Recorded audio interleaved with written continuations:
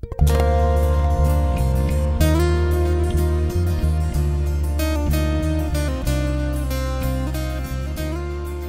now the other section on the bottom I'm going to fill with some bits of card.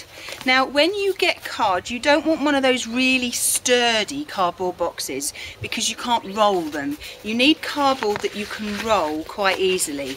I think it had ham in it. Oh yes, cooked meats. I got it from my local supermarket. The guy was sorting stuff out and I said, oh, can I have some boxes? And he was like, yes madam, of course you can. These are good. If you can get, this is sort of corrugated card, it sort of does this. So if you can get some of that, that would be great. If the cardboard that you've got is a little bit hard, stick it in the greenhouse or outside just for one night, as long as it doesn't get wet. And then sort of the dampness in the air will sort of soften it and it'll make it easier to roll. Don't use cereal boxes because they're not corrugated. They don't have the little bits that go up and down, because the tiny bugs will actually fit in these little grooves here, so that's why we want it.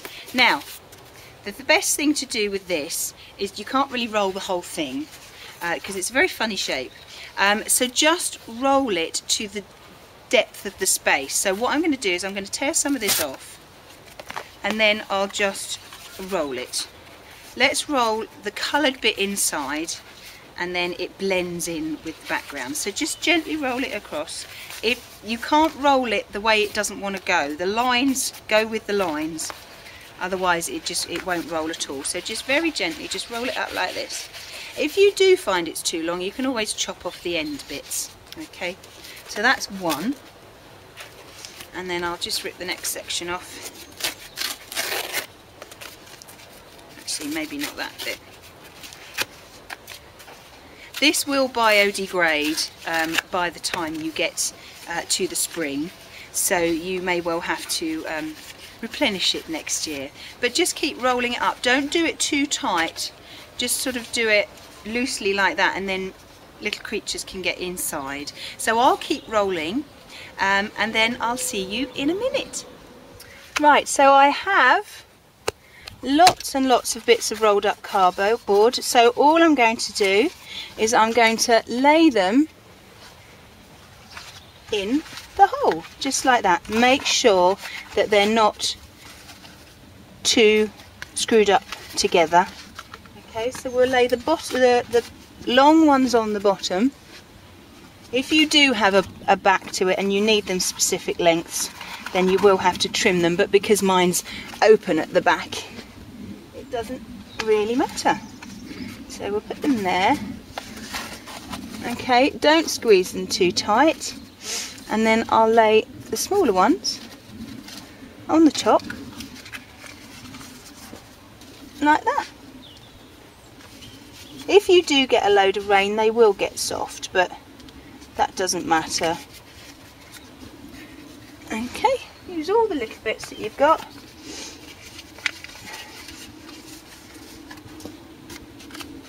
There we go. And that was only 2 little boxes that I used. And that was just about, just about enough. Okay, again, not too tight, so that they've got spaces to go into. They can go in all the holes. You could maybe squeeze between the side where the bricks are, so there's lots of little spaces for them to fit in. So that's the first layer done under there. So now we need to put some more bricks on, like this. Now you could just stop doing the first layer, or you could make them smaller. It's entirely up to you. But as I have a little bit more space and I have all the things to use, I'm going to make it a bit bigger. So let's have another 2 layers of bricks like that, and then some more wood to go across the top, exactly like, I really should move all this stuff closer, shouldn't I?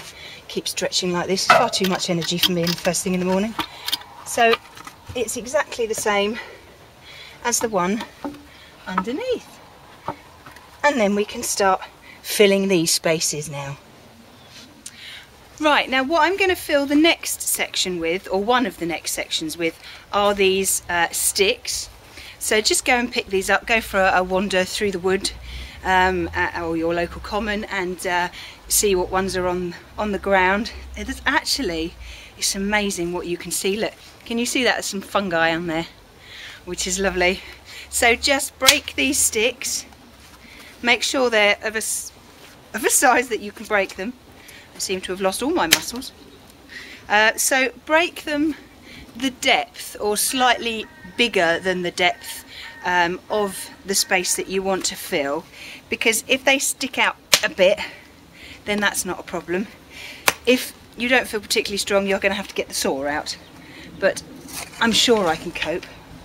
Well, I hope I can anyway. So, oh look, we've got some moss growing on this one here. So there's already stuff for the bugs to feed off of. If they come wonky like that, they split wrong, don't worry about it, it doesn't matter. You know what, I might have to get my foot under this. Let's do a lighter one, makes me feel slightly stronger. Well, I'll carry on breaking these, and oh gosh, and then I'll come back to you in a minute. I have to admit, I did have to use the saw for some of it because my muscles seem to have left me. So this section here, I'm going to fill with all these bits of wood.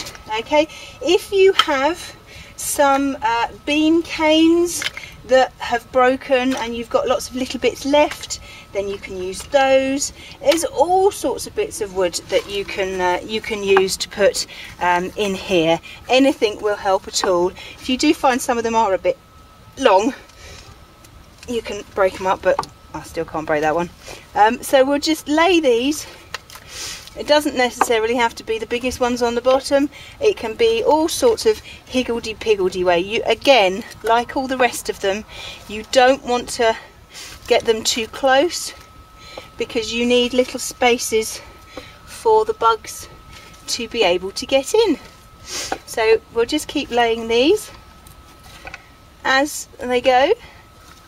So once you've done your first layer, then you can start on the second layer, just like that. Okay, so I'll keep going and I'll show you what it looks like when it's finished. Okay, so that's the little wooden one done. I say I had some more of these little bits of wood log roll left, so I've just poked those in there as well.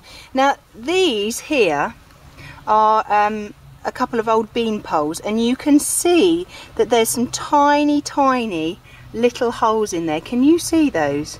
Now they're perfect for the bugs, so if you do have any little ones, any broken bean poles, then or bits, then just stick those in as well. But that is lovely because you've got all sorts, as I showed you, there was some moss, there's some fungi growing in there, there's lots of little spaces that they can all hide and they can be safe for the winter. So let's move on to the last one.